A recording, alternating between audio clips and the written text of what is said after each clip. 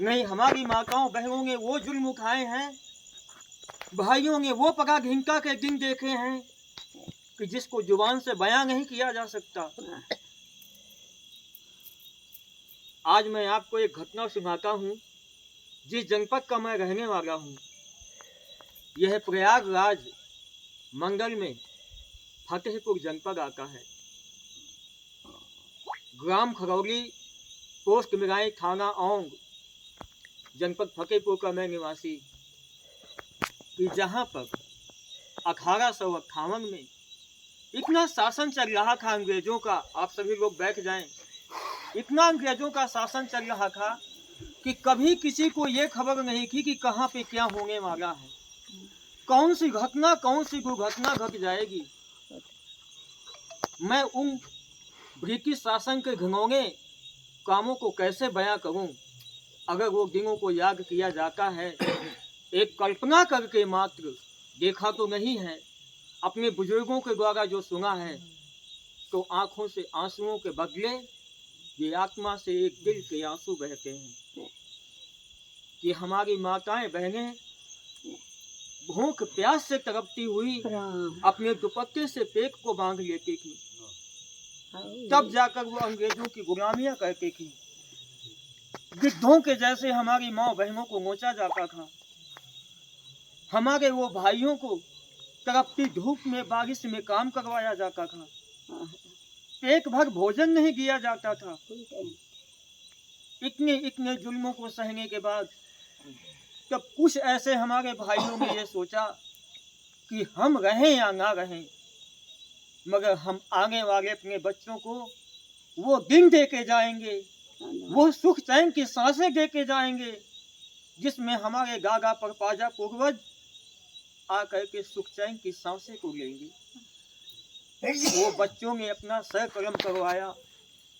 आज ये वो भूमि है जो नौजवान कि जिसका गृहस्थ बसना था, उसने गृहस्थ से मुख मोड़ के फांसी के फंदे को चूम गया। आखिर किसके लिए? हम सबके लिए। जब आज हमारे दिल में सपना होता है कि हम कुछ करें, हम कुछ पाएं, हम कुछ बनाएं, तो क्या उनके दिल में सपने नहीं थे कि हमारा परिवार हो, हमारे पति पत्नी, हमारे परिवार के बच्चे हों, हमारा आगे खानदान चले? मगर नहीं, उनको एक ही झलक थी, एक ही प्यास थी कि आज जो हमारी माताएं बहनें ये दुख देख रही हैं, तो चलो इन्होंने तो देखा, मगर आने वाली जो भारत की संतानें हैं वो उस दुख को नहीं देखेंगी, हमेशा कुछ करके जाएंगे। उसी जगह एक संस्कृति का कि था देश सेवक एक आजाद प्यारा, मरते लिया एक गोली का सहारा, जिंदा ना आया था दुश्मन के हाथों, मरते ही मरते ये कह गए हैं कि जरा याद कर उन वीरों को सोचो जो देश के खातिर शहीद हो गए हैं। क्यों? इसीलिए को शहीद हुए थे, हम सबको एक दिन देने के लिए नहीं। आज किसी से कहा जाए कि एक कांटे को लेकर कोई अपने बगन में चुभाए तो चुभा नहीं सकता है, मगर वो शहीदों ने, उन वीर कुर्बानियों ने आखिरी गोलियां स्वयं को अपने को खा ली। ये मैं आपके सामने सत्संग नहीं कर रहा, आप लोगों को एक सोती हुई आत्माओं में मैं वो प्रेम देना चाहता हूँ कि उन वीर बलिदानियों के लिए हमें यही नहीं है कि 15 अगस्त 26 जनवरी को ही हम याद करें, हम प्रत्येक दिन उनका एक बार याद करके 2 मिनट के लिए हाथ जोड़ें। चलो ज़्यादा नहीं कर सकते हैं, 365 अपने लिए करते हैं, तो 2 मिनट के लिए हम हाथ जोड़ें कि उनकी बलिदानी आत्माओं को शांति हो। और जो आज हमारे सीमाओं पे जल थल नभ तीनों सेनाएं खड़ी हैं, रात दिन धूप बारिश 24 घंटे एक पलक भी नहीं झपकती हैं, यहाँ तक कि क्या उनके पास नींद नहीं है? उनके पास भी नींद है। उनका भी शरीर कहता है कि हम छाया में जाएं, उनका भी शरीर कहता है कि हम एक इस बर्फीली ठंडी हवाओं से छाया में छिप जाएं, मगर नहीं। वो कहते हैं कि आज हम जब यहाँ जागते हैं, आज हम जब यहाँ तड़पती धूप तड़पती बारिश में ये भड़कती हुई बारिश में जब हम खड़े हैं तब हमारा चैन से वो देश वहाँ पर सोता है।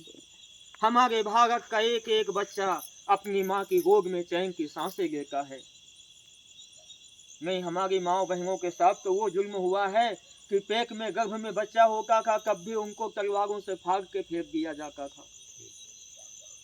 एक ऐसी ही घटना क्रांति की आग लगी थी, आजादी की। हमारे जनपद फतेहपुर से ठाकुर गरियाव सिंह, जोधा सिंह कैया, तात्या टोपे जैसे क्रांतिकारियों ने 52 महायोद्धाओं का गठन किया कि हमको अपने भारत देश को आजाद करना है। फिर वो पास में तहसील बिंगकी के पास अयगल नरेश राजा के दरबार में गए। उन्होंने उनसे याचना किया कि हम देश को आज़ादी कराना चाहते हैं, आप हमारा सहयोग करें।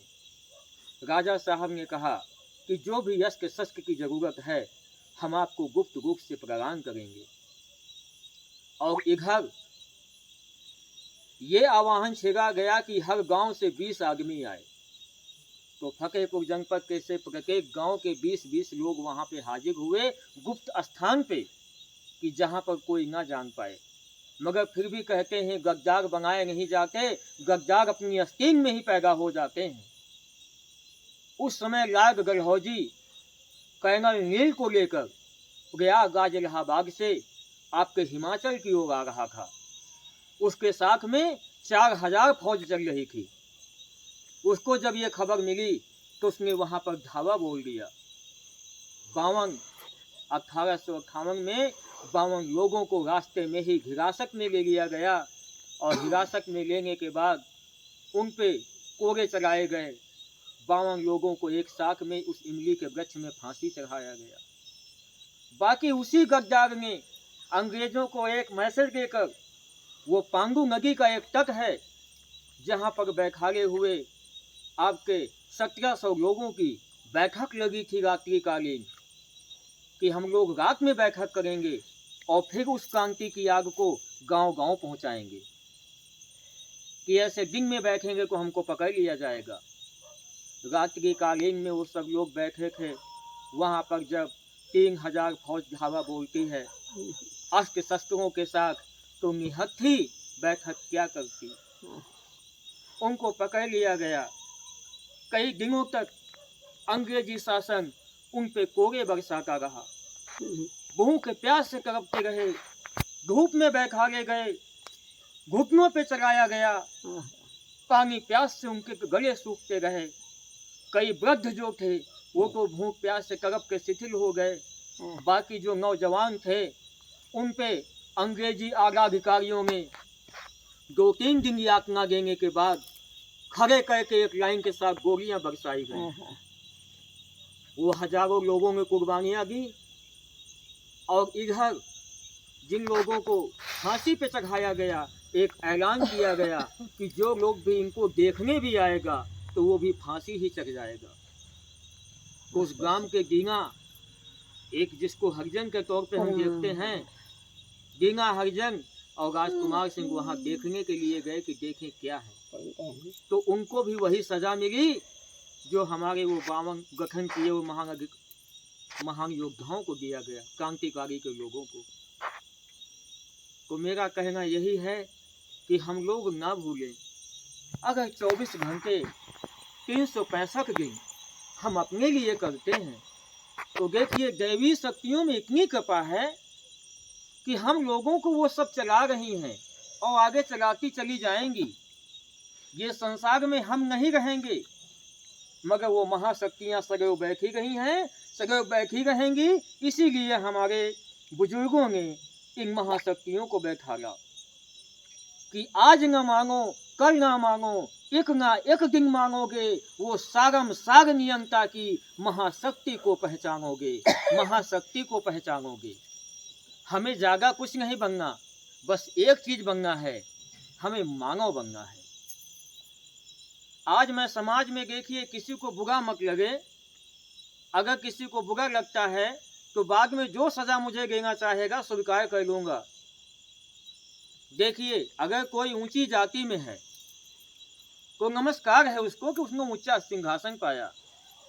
मगर आप देखोगे हमारी कुटियों को, हमारी झोपड़ियों को, हमारे मकानों को बनाने वाला एक हमारा छोटा भाई ही आता है। अगर कभी हमारे दरवाजे पे कोई जानवर खत्म हो जाता है तो वो भी हमारी समाज से निकल के कोई भाई ही आके उस जानवर को खा के आगे सफाई करता है। अगर हमारे गंदे कपड़ों को कोई धुलता रहा, अगर हमारी फसलों को कोई लगाता रहा, अगर हमारे बाग बगीचों की कोई रक्षा करता रहा, तो वो हमारा अपना भाई है, उसको नीची दृष्टि से नहीं देखा जाए। आखिर वो हमारा सेवक है, उसने हमारी सेवा की है। हम कब तक उसको धक्के लगाएंगे? अगर आज हम उसको धक्के लगाएंगे, उस भाई को हमारे कोई और छीन के ले जाएगा, कोई वो और चोला पहना देगा, तो हम लोग वहां पे कमजोर हो जाएंगे। हमें उस भाई को अपना ही समझना है, अपना ही मानना है। जंगमा ना कोई हिंदू मुस्लिम, जंगमा ना कोई हिंदू मुस्लिम, जंगमा ना सिख ईसाई। अगर जंगमा है मानव धरती पर, मानव बन मेरे भाई, मानव बन मेरे भाई। ऐसा क्या है हम में, ऐसा क्या है तुम में, ऐसा क्या है उसमें जिसको परमात्मा ने नए तरीके से बनाया है। हम सबको एक ही सांचे में घाला, 2 हाथ 2 पैर, और जो सबको दिया वही हम सबको दिया। तो आखिर ये भेदभावों की आग, ये ऊंच नीच के दंगे, ये कब तक चलाए जाएंगे? इनको हटाओ, इनको मिटाओ। हम सब लोगों को मानवता में आना है। हमारा जो धर्म है, अपने धर्म का पालन दिल में और दूसरे का दिल में सम्मान, ये हम सब का 5 तत्व की ये तन सेवा में अपनी मातृभूमि है महान।